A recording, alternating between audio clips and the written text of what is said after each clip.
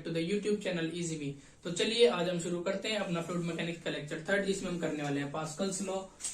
सबसे पहले देख लेते हैं पास्कल्स लॉ कहता क्या है, क्या स्टेटमेंट है पास्कल्स लॉ की।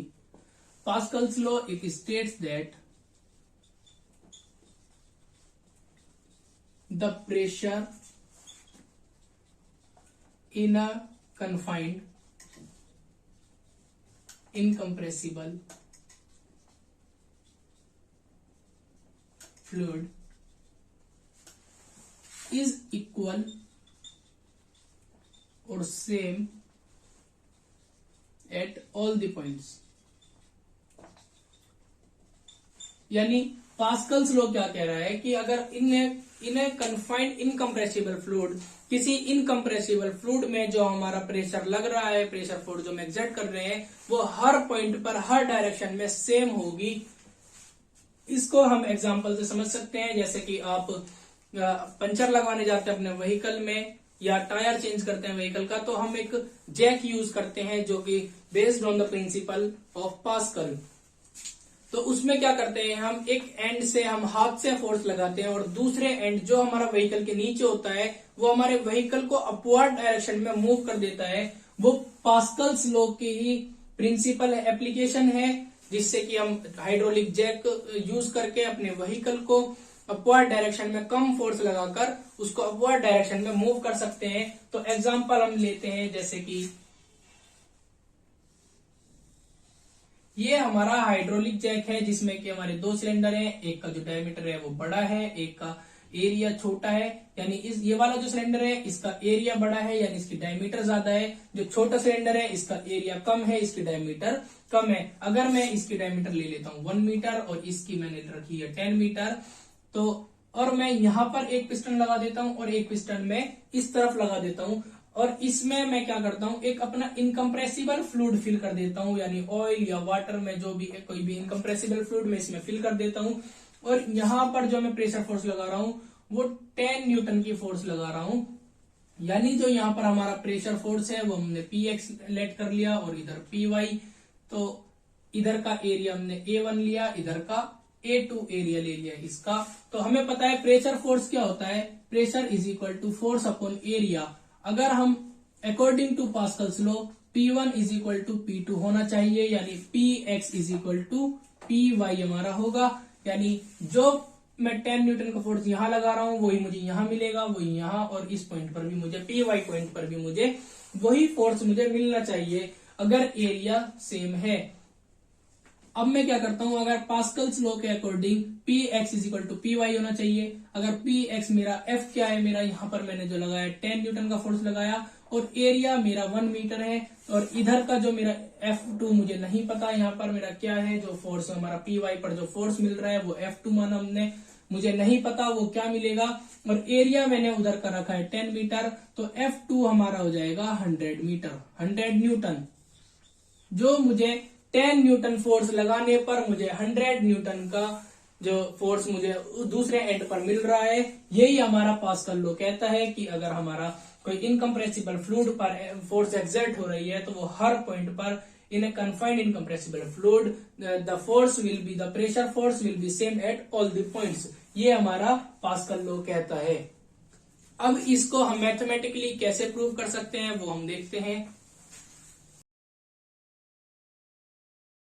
अब पास्कल लॉ को मैथमेटिकली प्रूव करने के लिए हमें लेना है एक veg shape element. Veg shape element वो होता है जिसकी जो अगर फ्रंट व्यू से हम उसको देख रहे हैं उसकी शेप ट्रायंगुलर होती है, लेकिन अगर साइड व्यू से हम उसको देख रहे हैं तो उसकी कुछ ना कुछ विड्थ भी होती है।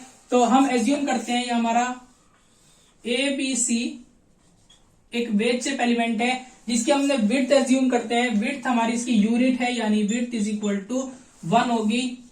तो अब देखिए, अगर हमारी हम let us assume that the pressure force, pressure exerting on side AB be Px, on side AC be Py and on side BC is PZ। अब इनकी लेंथ हम एज्यूम करते हैं, इस पर जो होगी वो हमारी dx लेंथ है, इसकी AC की लेंथ dx, BC AB की dy और BC की हमारी dz होगी। अगर हम प्रेशर की बात करते हैं तो हमारा Px, Py और Pz है, लेकिन अगर हम प्रेशर फोर्स बोलते हैं तो हमारा यहाँ Fx होगा, P की जगह सिर्फ F आ जाएगा फोर्स।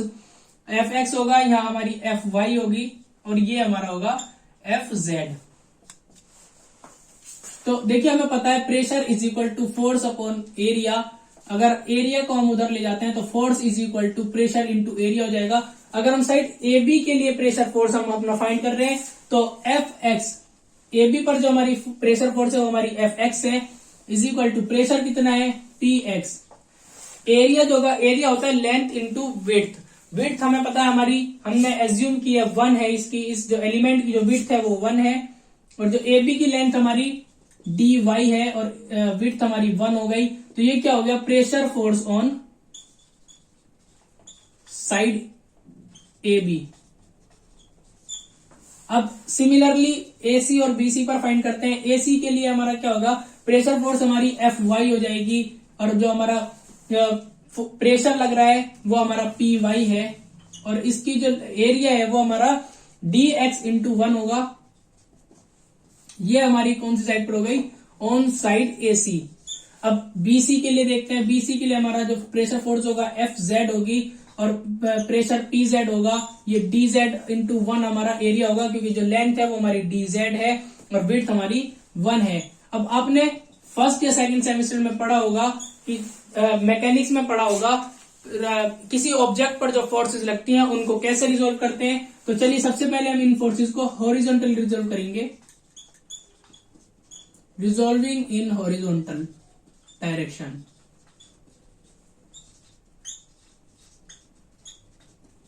तो हॉरिजॉन्टल डायरेक्शन में देखते हैं कौन कौन सी फोर्सेस लग रही हैं। एक तो हमारी एफ एक्स फोर्स लग रही है और एक हमारी इंक्लाइन लग रही है एफ जेड फोर्स। और अच्छा देखिए, अगर हमारी बीसी पर कोई परपेंडिकुलर फोर्स लग रही है, ये हमारी हॉरिजॉन्टल लग रही है, लेकिन जो एफ जेड है वो इंक्लाइन लग रही है, तो यहाँ नॉर्मल के साथ कुछ एंगल भी होगा जिसको हम लेट करते हैं थीटा।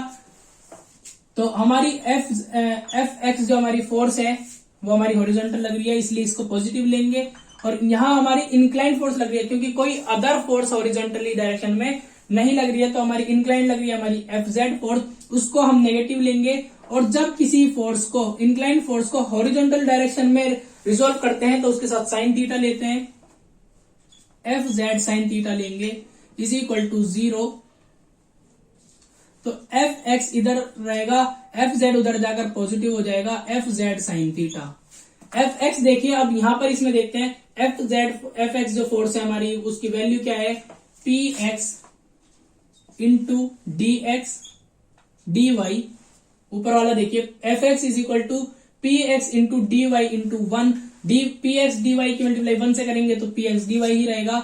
एफ जेड की वैल्यू हमारी P Z into D Z, multiply 1 से करेंगे तो सेम रहेगा। साइन थीटा होता है हमारे पास परपेंडिकुलर अपॉन हाइपोटेनस। 10th में हमने पढ़ा था P B P upon H H B.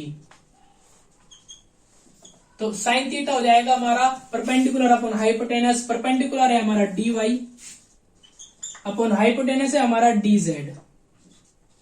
तो देखिए डी जेड से डी जेड कैंसिल हो जाएगा, डी वाई इधर भी है, डी वाई इधर भी है, तो हमारा क्या बचेगा, P X is equal to P Z.